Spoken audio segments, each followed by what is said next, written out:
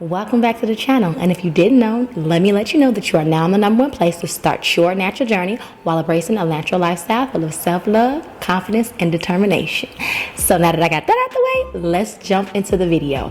I am going to be doing a DIY version of the new Melanin Haircare African Black Soap Reviving Shampoo. And there's two reasons why I'm going to be doing a DIY version. One, because the Melanin Haircare version of it is sold out. Not only is it sold out on melaninhaircare.com, but it is also sold out in Ulta, which I would like to say congratulations to Whitney, aka Natural85, as if Whitney is like my friend by me calling her by her first name. But congratulations to her for that partnership with Ulta. But it is also sold out in Ulta. So I am going back in the vault. I went to dig up her DIY video that she did maybe like 4 or 5 years ago. I can't remember. I don't know, but she did it a while ago. Of course, her DIY video is on YouTube, so if you want to check hers out, you can go ahead and do that as well.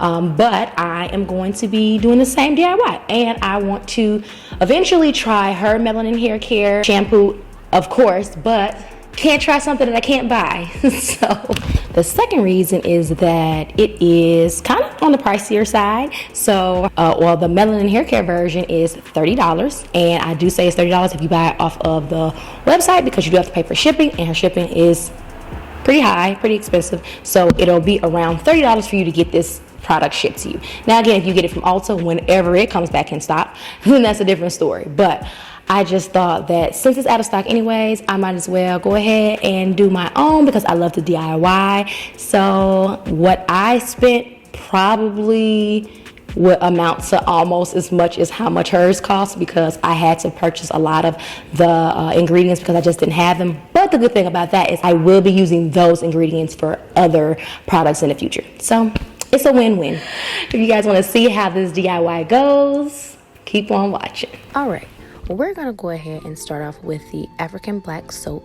In Whitney's recipe, she used 1 ounce for a 3-ounce bar, but I actually have 1 pound bar. So I thought, okay, if I cut the bar up into 4 quarters, then I should have 4 ounces in 1 quarter. And if I cut that 1 quarter into 2 pieces, I will get 2 ounces. So that's how much I'm using for this mixture. I want to make sure the African Black Soap stays fresh and it does not, of course, dry out. So I'm going to just go ahead and rewrap it with some more saran wrap and then place it back in the bag that it came in.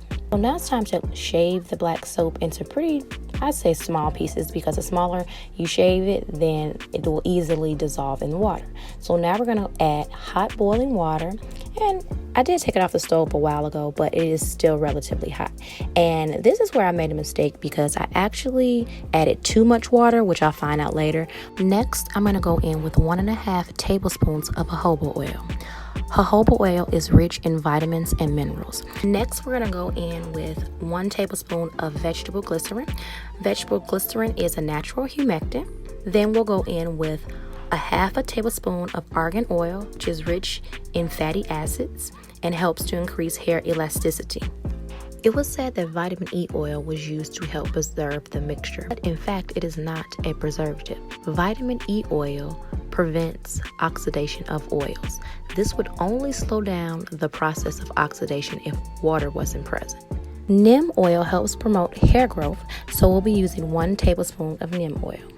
Now, I did not have Rosemary Essential Oil, so I am using a substitute, and that is my own DIY aloe vera rosemary infused oil mixture.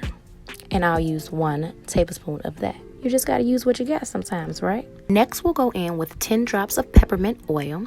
Peppermint oil is known to increase circulation and blood flow to the scalp, and it also helps with growth. Staying with the essential oils, we'll be going in with tea tree oil next, and we'll be using 10 drops. Now, this is another substitute because I don't like lavender, so I actually use 10 drops of lemon essential oil because I like the way lemon smells. So now it's time to go ahead and make sure all of the ingredients are well combined together, and then you will leave this sitting for about 2 hours to continue to make sure the African Black Soap melts together. So it has been about 2 hours, so it is time to add the mixture to my application bottle so I can apply it to my hair. But like you can see, it is very watery. So what I did notice is that I did use a little bit more water than I would have liked, and I will note that for the future so that it is a little thicker of a mixture. Okay, so time to go in, and y'all, I am so clumsy. I got this all in my eye, and I'm gonna replay it so y'all can see it because it was very quick, but I was losing my mind.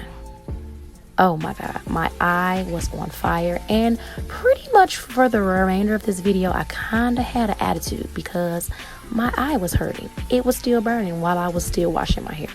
So you'll see me applying the shampoo to my scalp. Again, I do not apply shampoo to the length of my hair. I just allow the shampoo to like run down the length of my hair, but I don't actually ever apply it to it, if that makes sense.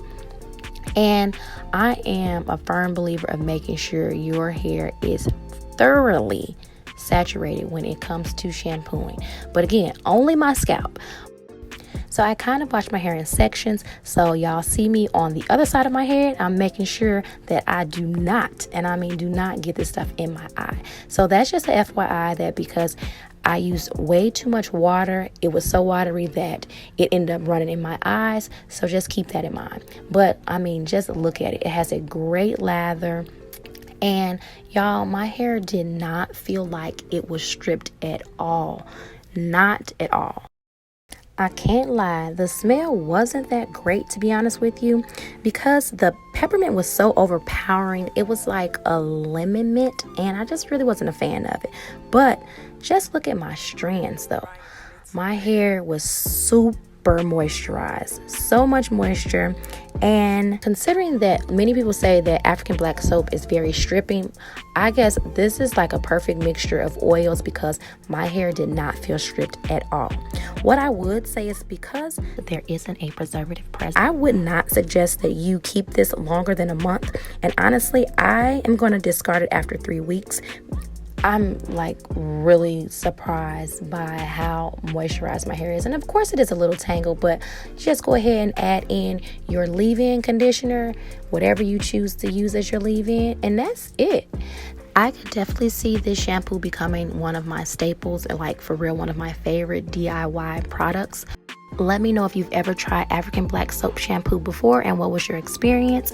I hope you guys enjoyed this video. As always, I'm a little different, and different is love. See y'all in the next one. Bye.